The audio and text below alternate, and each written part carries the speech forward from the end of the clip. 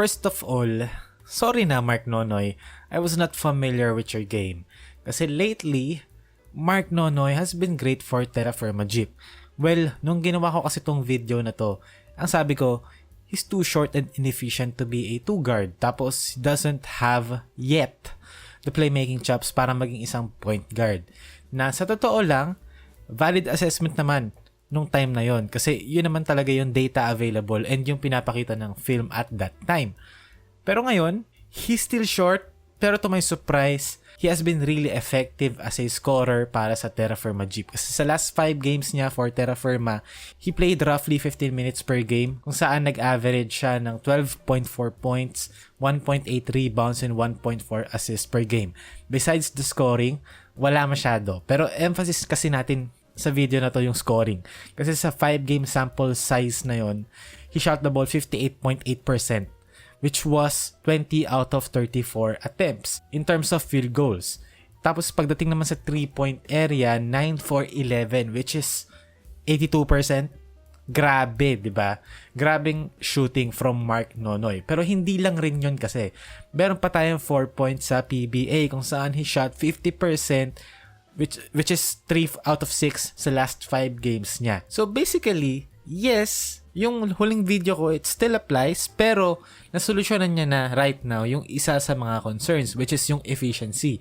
Kasi yes, di ba, maliit pa rin siya for a 2-guard, pero kung ganito naman klaseng scoring yung maibibigay niya, and marami namang, other options sa point guard position, kagaya ng sa Terra Firma, merong Melesio, may Pringle, minsan may Romeo pa. Kahit wala pa siyang chops yet, emphasis sa yet, to be a point guard na PBA level, kung yung efficiency niya, okay, diba, then is a really good basketball player kasi scoring is important. Especially for a league na, hindi naman madaling makascore. And nag-compile ako ng clips sa game niya versus TNT kung saan he was absolutely on fire. Sa game na yon, he played 24 minutes pero he scored 33 points on 10 out of 13 shooting. Meron din siyang 2 out of 3 4-pointers sa game na yon and 5 out of 6 sa 3-point area. So, kinuha ko yung mga paborito kong clips na nagustuhan kong nakita sa kanya galing sa game na yon. So, sisimulan natin dito. Magtatakbo sila ng play kung saan ipapasok nila yung bola kay Brandon Edwards sa gitna. Okay, and then magsiset ng screen dito for Mark Nonoy na magpapakita kay Edwards na magbibigay ng dribble handoff. So, ang nagagawa nitong play na to is that tinatanggal mo yung help defense sa nail or yung tag sa roll. Kasi, let's say for example, okay, pick and roll to. Switch na natin. Kumari, si Nonoy to. Okay, and then may screen from Edwards. Or, baliktarin natin, okay? Dito yung screen. So, dito yung roll. So, now, ngayon, si Castro, itatag niya ngayon si Edwards na nagro-roll.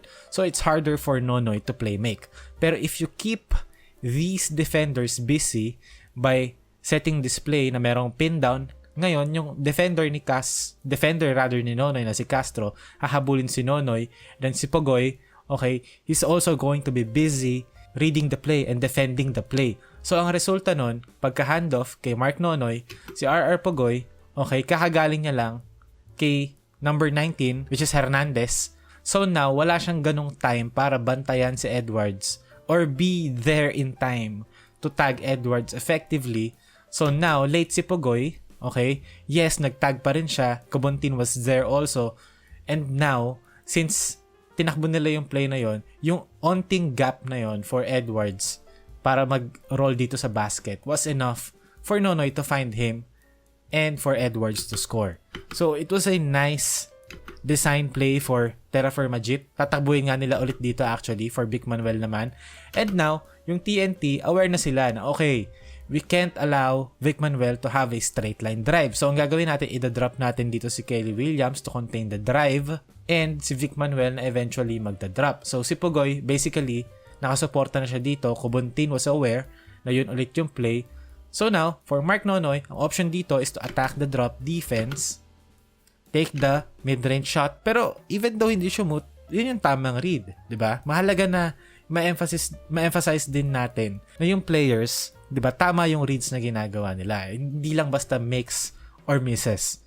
Mahalaga rin, especially for a young player like Mark Nonoy, to assess kung tama yung decision sa ginagawa nila sa loob ng court. Dito naman, Okay? Mark Nonoy, Vic Manuel, high ball screen. Mag-go over dito si Castro, Kelly Williams. Medyo mataas. Nasa may 3-point area. Nasa level siya ng screen halos. So for Nonoy, hindi mo naman pwedeng basta ibato lang dito kay Vic Manuel. Kasi Jason Castro, magtataas lang ng kamay yan, magiging steal. Okay? And si Kelly Williams naman nakaabang dito sa drop. So hindi ka lang din basta-basta makaka-drive ng straight line. So ang magandang ginawa ni Nonoy dito, and even si Covontin kasi, okay, andito siya to help. So basically, tatlong defenders against Mark Nonoy na may hawak ng bola. So ang ginawa ni Nonoy na maganda, pagdaan niya sa ball screen, okay, nag-probe siya, hang dribble, waited for the right moment para dumrive, okay, nung wala na sa angle si Covontin. And then Mark Nonoy, okay, 2 points. Good patience, good, 'di ba? Good read. And yun yung importante for a guard. 'Di ba? Not necessarily a point guard, but a guard, 'di ba? Combo guard. Kumbaga, imagine na lang natin CJ Perez to si Mark Nonoy. Ganong tipong player. Wag muna tayo mag-expect ng ala Jason Castro ball handling plays. So dito naman Mark Nonoy, okay, sa may 4-point area, nag-go under si ng Batak.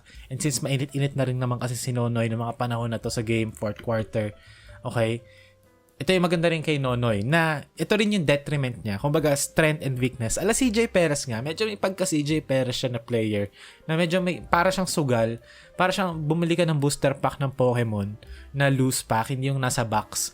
Kumbaga, hindi mo alam kung hit ba o miss. Parang ganun si Mark Nonoy na yes, it's nice na meron siyang confidence na itira to. Alam naman natin na occasionally papasok to. Pero at the same time, kapag hindi pumapasok, then it's a problem. Like parang kuwari, like sila RJ Abarientos, ganun mga klaseng confidence. Yes, it's good. Sometimes it's bad. Pero, di ba, ang mahalaga meron. So, a lot of players, hindi sila nagpa-pan out sa pros kasi masyado silang safe as a player. Minsan okay din yung ganito na matapang-tapang ka na player. Like Mark Nonoy. That's a good shot. Essentially. Kasi kung kaya mo naman i-shoot yun, why not? Diba? Dito, again, since mainit-init na si Nonoy ng mga panahon na to, puro outside shot na ginagawa, so yung defense, aggressive na. Na-recognize yun ni Mark Nonoy na hinahapit na siya ni number 99 na si Razon. Okay, sinearch ko pa sa live stats kung sino siya. Okay, aggressive defense. Anong gagawin mo ngayon as a guard? Okay, you attack off the dribble. Now, kahit may RHJ pa na help, Nonoy was quick enough to put the ball papunta kagad sa glass para hindi masupalpal ni RHJ.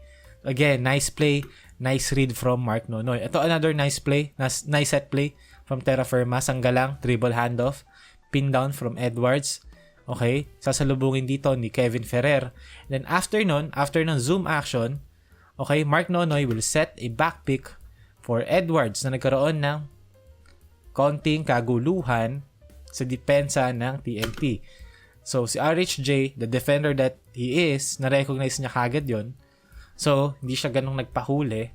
Pero meron sumunod na down screen for Nonoy na hindi tumama. Pero good awareness from Sanggalang na bigyan kagad ng screen si Mark Nonoy sa tamang angulo. So, Nonoy, okay, the confident guy that he is, tinira niya na kagad sa harap ni RHJ yung 3-pointer na yun, which is, you know, very ballsy, very gutsy shot to take. Pero again, yun yung Mark Nonoy eh. Sometimes it's going to fall, sometimes it's not. Pero ngayon, last 5 games, di ba? Ano ulit niya? 9 out of 11 sa 3-point area last 5 games. Grabe. Absolute heater. So, ayun, Mark Nonoy has been playing great as of late. And sa last point ko na gustong gawin sa video na to, si Mark Nonoy kasi, yung tipong player na Mark Nonoy, it's good for the league. Yung mga kagaya niyang players, malakas yan humakot ng fanfare. Kasi relatable siya eh. Especially sa mga masa. So, a lot of people will root for him. Quite easily pa nga, diba? Kailangan lang ma-market ng tama. Especially ngayon na merong good pool of exciting and marketable young guards sa PBA ngayon, kagaya nila Nonoy, Nokum, Lastimosa, RJ.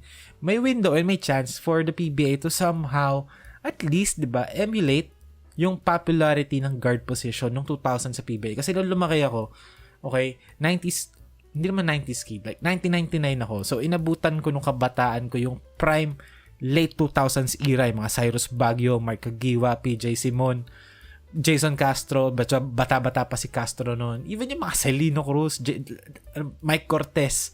So yung 2000s was a guard era para sa PBA, and it was so exciting bilang isang bata noon to watch, explosive and dynamic guards run the league nung panahon na yon. So for the PBA, magandang opportunity yung meron sila ngayon kasi guys like Mark Nonoy, Nokum, 'di ba? RJ, very marketable, very relatable, very exciting to watch. So ayun, for Mark Nonoy, playing for Terra Firma Jeep, wala masyadong, pressure to perform and win agad. So mailalabas niya dito yung talent niya na meron siya na as of now medyo inconsistent, pero it's good na kaya niyang maging inconsistent sa isang team na hindi nagre-require na maging perfect siya, 'di ba? So it's nice to see him develop, have some reps, 'di ba? Allow him to make mistakes and then learn from it. So maganda rin 'yon.